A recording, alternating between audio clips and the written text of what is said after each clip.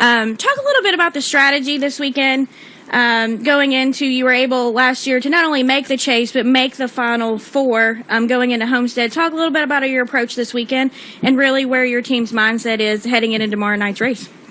I feel like for the first time in the last 6 or 8 weeks, we're able to open up a little bit, so to speak, and not have to kind of watch our backs. There's no guarantee for us to be in the chase at this point, but it's the best case scenario I've had in probably the last 4 or 5 years, and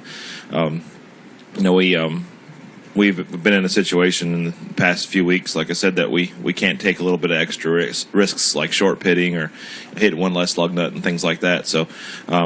That kind of changes a little bit for us, which should hopefully up our performance and make for a better Richmond race for our team. All right, we'll go ahead and take questions for Ryan. If you have one, please state your name and affiliation. We'll start with Mike. Mike Hembry, USA Today.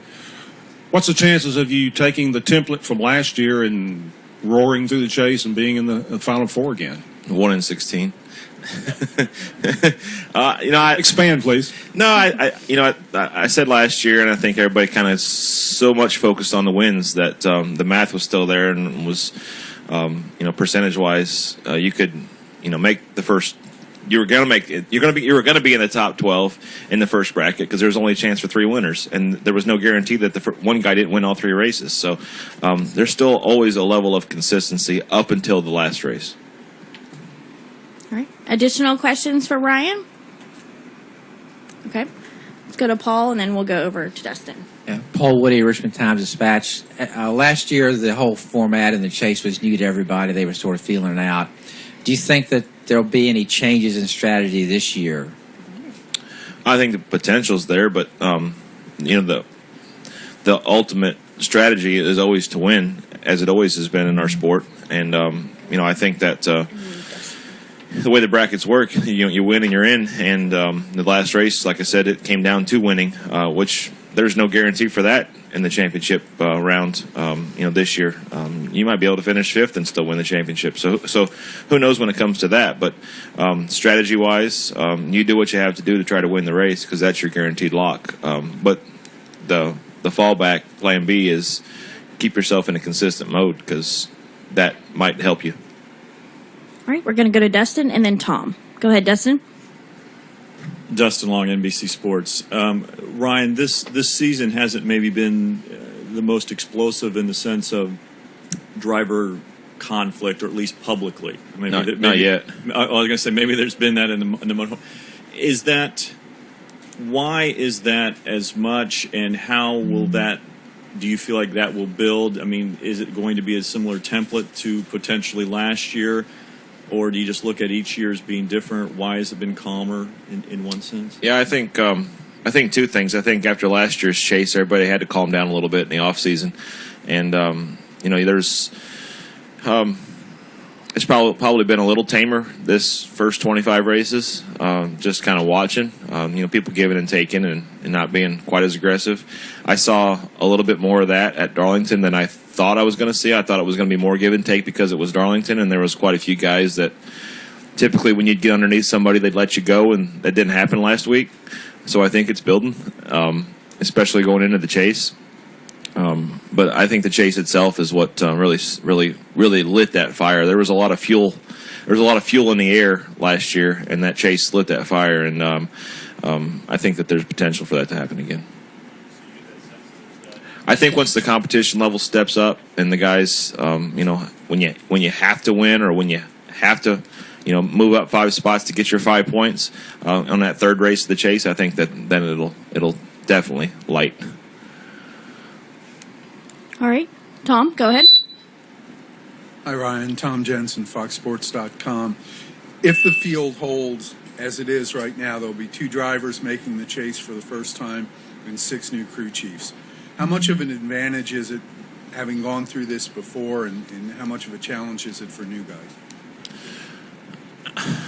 I think emotionally the advantage is there, but other than that, it's just another race, or it's just another series of races.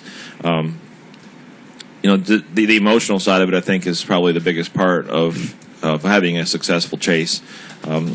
Just with respect to the guys last year, that once they became heated under the collar, you could see it. You could see how it affected them. Some guys good, some guys bad.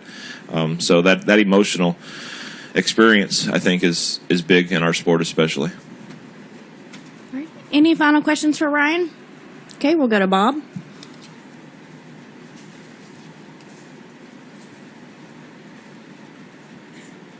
Bob Hocker, ESPN.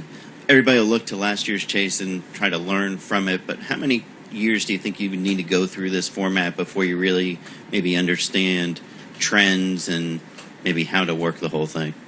Yeah, I don't know that you can science that out and say that I understand it and this is how we're going to win it, because the competition level is so tough, and you're at the mercy of like last week, you caught a piece of debris on the left rear tire and blew a tire going in turn 3. You can't control that. That changes your entire complexion of your race. And that is all it takes to think that you know what you're doing and have to change your plan. And the experience is good. Don't get me wrong. It makes you a little bit more versatile, makes you a little bit more understanding. But in the end, there's so many variables out there that you cannot. There's no program that runs them all. All right, we're going to go to Woody and then back up to Jenna. Go ahead. Woody Kane with MRN. Ryan, the test coming up at Kansas and a lot of talk about the 2016 package. Are you in favor of one form or another for going ahead next year? I'm in favor of one, but they've quit talking to me about it, so I let it ride. All right. I like the low downforce package, and what we had at Darlington I thought was good racing, and that's always been my personal favorite was low downforce, softer tires. The impact of the first car or the lead car is less than on everybody else, and it's exponential as it goes through the field. And I think that just kind of puts us back to where our sport was its best racing wise, in my opinion. And there are only so many things that you can manipulate when it comes to the air on race cars and tire grip and things like that.